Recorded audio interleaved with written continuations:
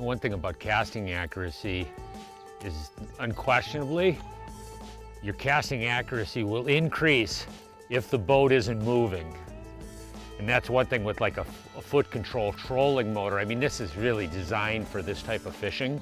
You know what I mean? Where we're logically moving around the dock, you know, stopping at every casting angle where we get the best access to the shade spots.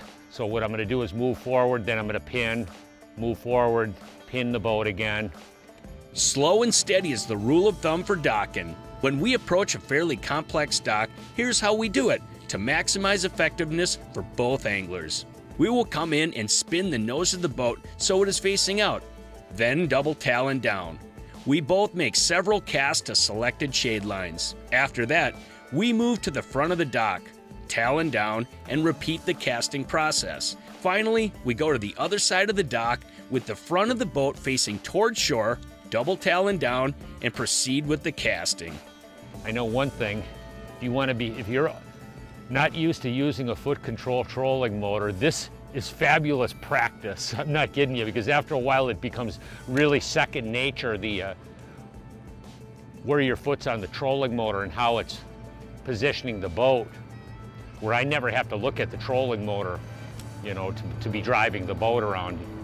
Boat control is the key to catching fish in so many different situations, and Jim has that Ultrex in the front, the cable steer, which is awesome for target casting. But the other thing we've got for boat control here is 2 talons. You'll notice there's 2 of them, not 1. And so what that enables us to do is if we were on a spot, a sweet spot, and say we're fighting the wind, Jim could drop both those talons and it'll keep the boat positioned at a specific angle so we're not swinging around.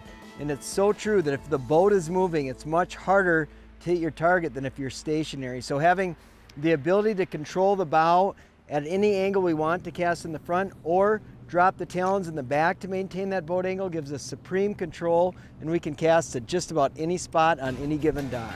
There he is. Oh, that's a big one. Big one. Big one? Big one. Wow. Jared, what are you catching them off of? I'm just throwing to that super shallow water. Unbelievable. Look at this. Wow, that's a goodie there. Heck wow. Yeah. I mean, you can look up there with your eyes and you would swear there's no fish there. It's just like enough water to cover their backs. One thing about largemouth bass is there's always some of them shallow.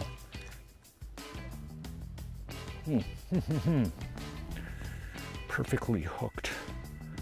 Nico. There you go. Look at that guy. Come here. Oh yeah, huh? Sweet. What an awesome fish, hey? If you've never enjoyed a good post-spawn bass bite, target casting to wood, pads, docks, you gotta enjoy this great early summer bite because it is so engaging, and when you make the right cast, you know there's gold at the end of it.